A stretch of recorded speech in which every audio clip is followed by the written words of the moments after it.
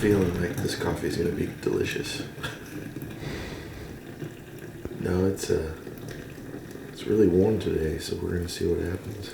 Numbers seem to be down for whatever reason, and so it's hard. It's been hard to get excited about anything this year on any hunt, which is rare for me. But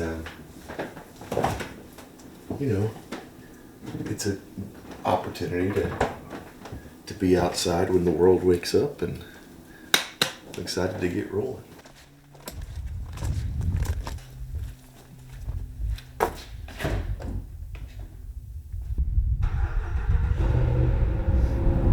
In the mid-40s on December the 15th. Not ideal.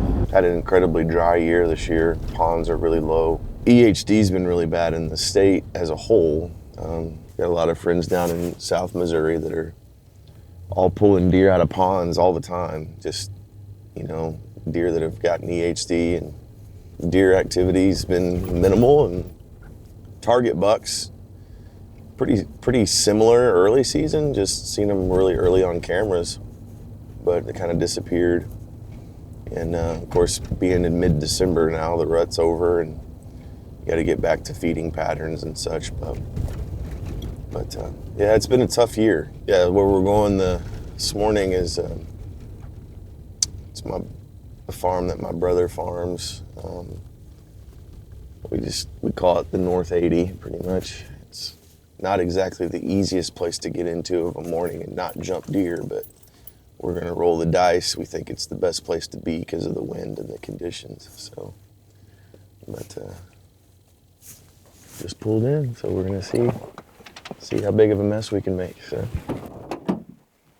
a lot of my stuff is certainly not high dollar stuff. It's stuff that's been passed down to me over the years. So, but in Missouri a couple years ago, they made crossbows legal for archery season. And I never thought I would own one. Always kind of considered it cheating for the longest time. But I tore my rotator cuff in my left shoulder, and I shoot left-handed. So it made it tough to pull back a bow. And so I was gifted very generously a crossbow. And it's made life a little easier. So.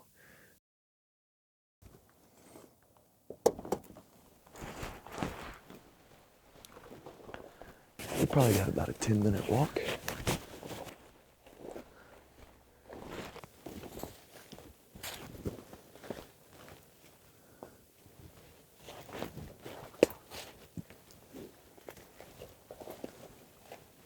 We're all set up, ready to go.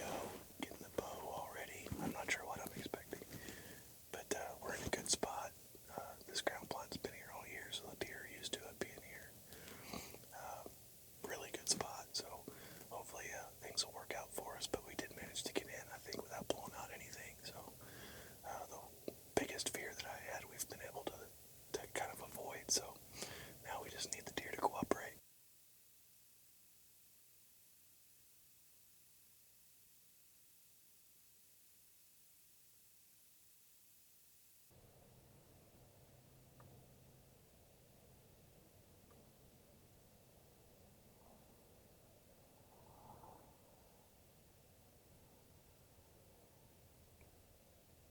So that's pretty much the way my season's gone all year. That deer did exactly what we wanted it to do. Maybe with the exception of we would rather it come down this tree line, but there's standing beans down in this corner. And so what I expect they'll probably do most of the morning, if we see several, is they'll probably come out of this creek bed into this corner. They'll feed down this tree line, down into those beans. But that's the first deer we've seen this morning, which is good. But I'm pretty confident that that's a button buck, and that's a deer that I'm not going to shoot. So we just need some does to walk out, or a buck that we haven't seen yet this year or something. But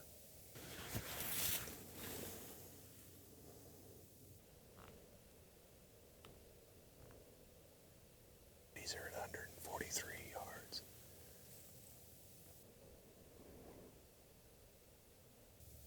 That's a big doe down there too. That's why I kind of wish that if I would have been thinking, I would have moved this blind back down in that corner.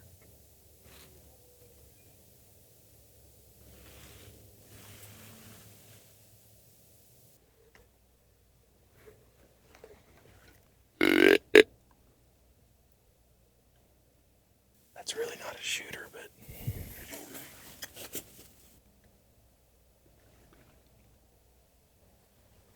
see if these guys are going to fight it out.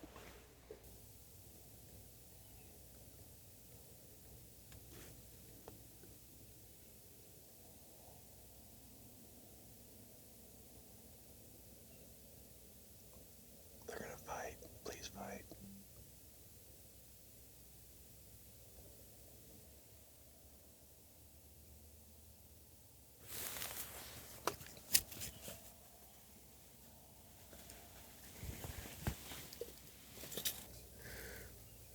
That was a pretty cool encounter. As I talked about earlier, it's been a really rough season. Really weird, really slow, so we haven't had a ton of those types of encounters, but he popped out in the corner next to us off here to the west.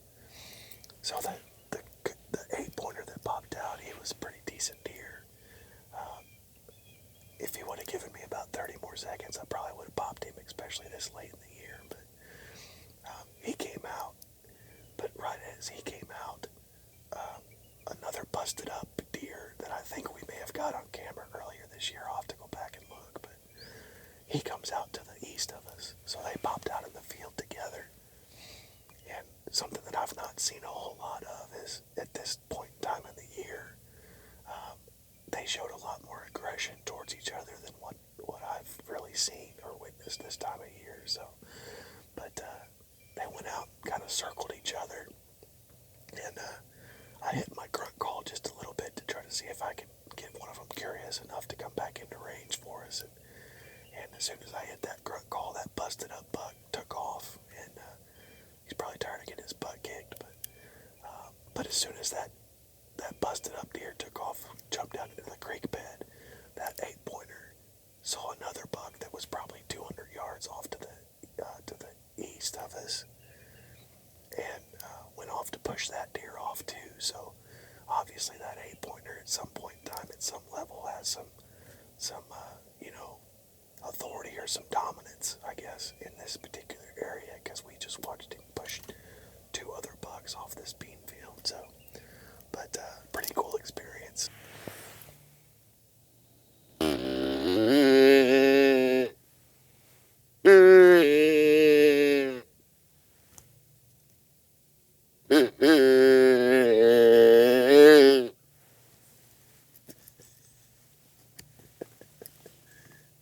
That's called the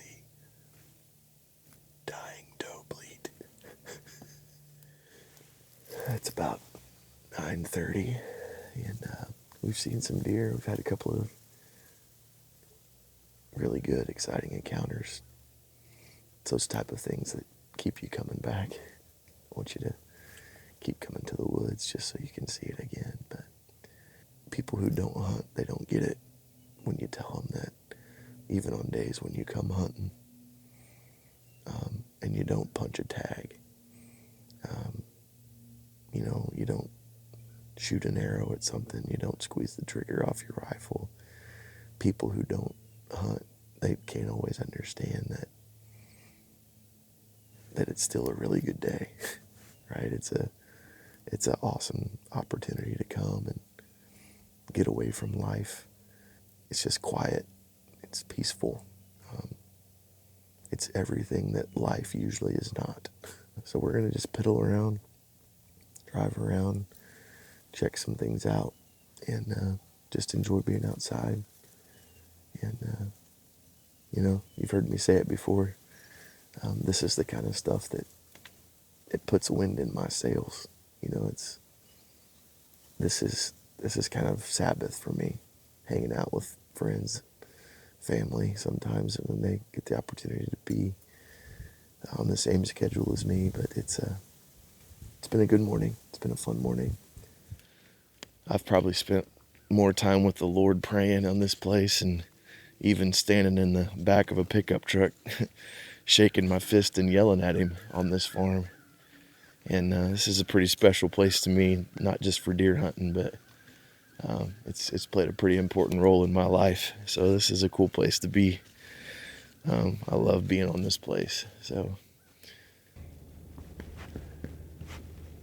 we've been looking for cheaper options to like the big fancy hard-sided blinds and stuff, and we decided to roll the dice on one of these buck huts made by Millennium, and they're crazy comfortable. So Wes hunted it a couple times this year already during rifle season, and he was like, if you put a buddy heater in here, it's almost too hot. You know, this part of mid-Missouri really has got some of the most scenic areas around.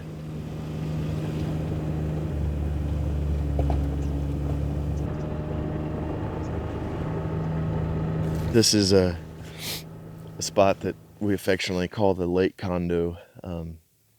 One of our buddies, Kevin Collins, built this for us, and we found an old headache rack that we were able to get our hands on, and killed a lot of deer out of this field for sure.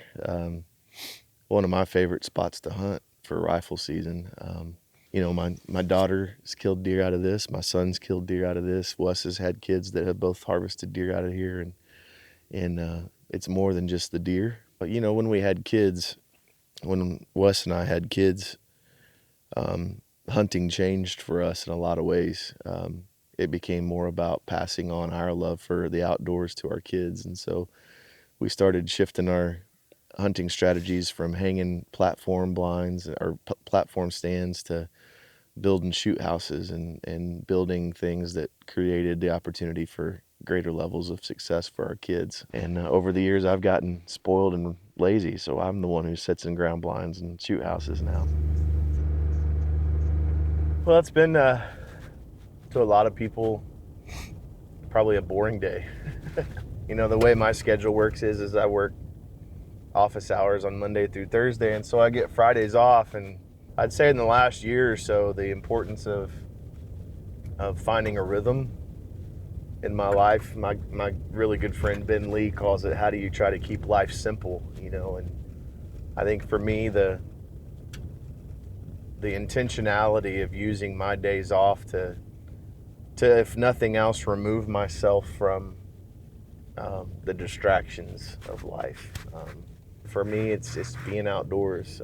This time of year especially, it's hunting. You know, it's climbing up in a tree or climbing into a ground blind or a shoot house, and sure, I mean, we love to punch tags, right? We love to put meat in the freezer, and that's the end goal, right? To put food in the freezer for the families. But you know, the Bible, especially in the book of, you know, in the Psalms, we see the word Selah, which means to reset, right, or to retune.